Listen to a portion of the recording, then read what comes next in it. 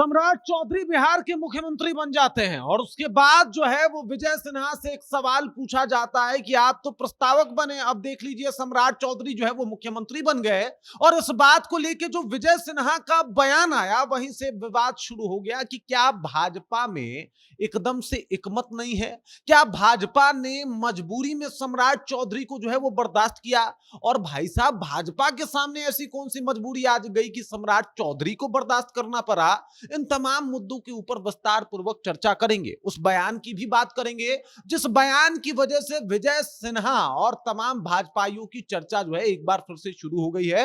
और सम्राट चौधरी जो है वो अभी टाइम के सीएम हो गए, मतलब मजबूरी के सीएम हो गए हैं। और इस तरीके की कुछ स्थिति जो है वो सामने आती हुई दिखाई दे रही है। आखिरकार भाजपा मजबूर कैसे हो गई, इन तमाम मुद्दों के ऊपर चर्चा करते हैं, बातचीत करते हैं। लेकिन उससे पहले मेरा परिचय जान लीजिए। मेरा नाम है रजत और आप जनता जंक्शन देख रहे हैं। देख लीजिए, 9 अप्रैल को जो है वो नीतीश कुमार जाते हैं दिल्ली राज्यसभा का शपथ ग्रहण करने, और 10 अप्रैल को शपथ ग्रहण करने के बाद एक मीटिंग रखी जाती है एनडीए की, और वहां पे नीतीश कुमार भी पहुंचते हैं। और नीतीश कुमार के सामने रखा जाता है कि भाई साहब, सम्राट चौधरी को छोड़ के किसी और को मुख्यमंत्री बना दिया जाए। और उस दौरान नीतीश कुमार गुस्से में तमतमाए जो है वहां से उसी रात को बाहर निकल आते हैं। कहते हैं कि भाई बनेंगे तो सम्राट ही बनेंगे, वरना कहिए तो हम अपना इस्तीफा विस्तीफा इधर उधर देखें, क्या करना है हमको, फिर से हम कुछ दाव पेच खेलें। और इस बात को लेकर भाजपा परेशान हो जाती है कि अगर नीतीश कुमार नहीं माने तो मुश्किलें बढ़ सकती है। उसी रात नीतीश कुमार जो है वो बिहार आ जाते हैं।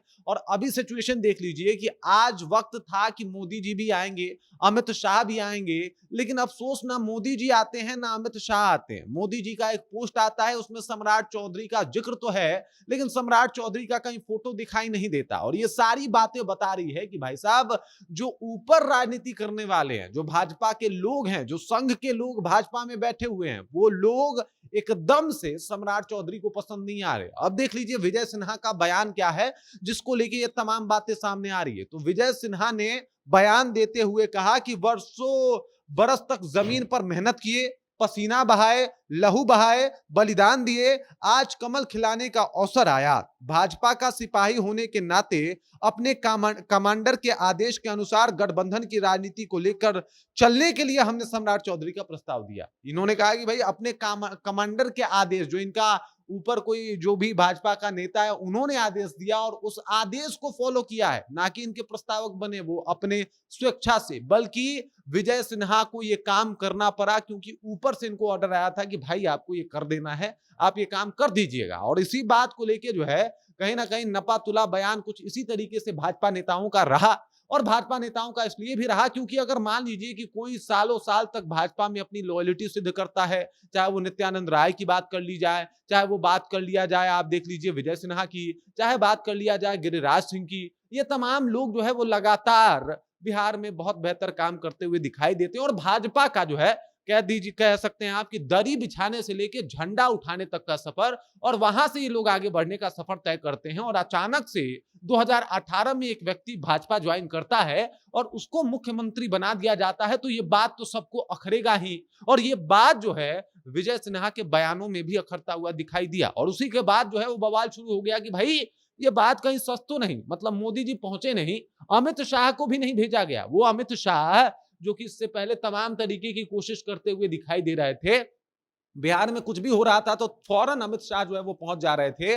और ये सारा मामला सेट किया हुआ अमित शाह का ही था। लेकिन ऐन मौके पे ऐसा क्या हुआ, तो देख लीजिए, ये जो सम्राट चौधरी हैं ये नीतीश कुमार के, मतलब अगर देखा जाए तो एक मकसद का हिस्सा है। नीतीश कुमार ने भी सोचा कि भाई परिवार तो नहीं, लेकिन अपने बिरादरी को बढ़ाने में तो कोई जो है वो हर्ज नहीं है। लौकुश का वो समीकरण, कुर्मी कुशवाहा का वो समीकरण, अगर उस जाति का कोई नेता हम आगे बढ़ा देते हैं तो एक अलग मैसेज जो है वो हमको लेके जाएगा, और इस तरीके से जो है हम लोग काम करेंगे। तो इसी वजह से सम्राट चौधरी को मुख्यमंत्री तो बना दिया गया, वो भी नीतीश कुमार के जिद की वजह से, ना कि भाजपा के लोगों ने पसंद किया और संघ के लोगों ने अभी तक इनको स्वीकार किया है।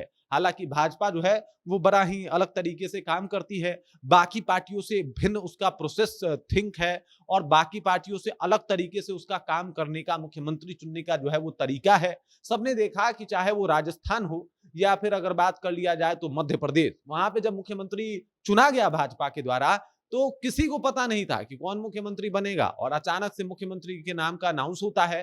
कुछ ऐसा ही उत्तर प्रदेश के चुनाव में भी तब हुआ था जब पहली दफा योगी आदित्यनाथ को मुख्यमंत्री बनाया गया था, लेकिन सम्राट चौधरी का नाम चर्चा में भी रहा। नीतीश कुमार मंच पे उनके कांधे को थपथपाते भी दिखे और आखिरी वक्त तक भी भाजपा जो है उनके चेहरे को हटा नहीं पाई, तो ये भाजपा की मजबूरी रही। नीतीश कुमार के सामने भाजपा को झुकना पड़ा। नीतीश कुमार के लिए जो है वो भाजपा ने ये समझौता कर लिया और भाजपा भी समझौता इसलिए करने को तैयार हो गई क्योंकि मतलब कई सालों के बाद भाजपा का मेहनत वाकई जमीन पर रंग लाने वाला था और भाजपा का कोई मुख्यमंत्री बनने वाला था। ये सब कुछ होता देख के भाजपा ने कहा कि चलो भाई इस बार बर्दाश्त कर लेते हैं, इस बार जो है वो झेल लिया जाता है। लेकिन सवाल ये है कि कब तक, क्या आगे भी भाजपा की रणनीति और राजनीति जो है वो इसी तरीके से काम करेगी? क्या भाजपा सम्राट चौधरी से आगे खुश रहेगी या फिर कुछ नया राजनीतिक पैतरा जो है वो आजमाएगी? ये बहुत बड़े सवाल अभी भी लोगों के जहन में अब उतर रहे हैं और लोगों के जहन में ये बातें जो है वो चल रही हैं। बाकी इस खबर, इस जानकारी को लेकर आप क्या सोचते हैं? क्या सिर्फ और सिर्फ जो है वो नीतीश कुमार के राजनीतिक जिद की वजह से सम्राट चौधरी मुख्यमंत्री बना दिए गए?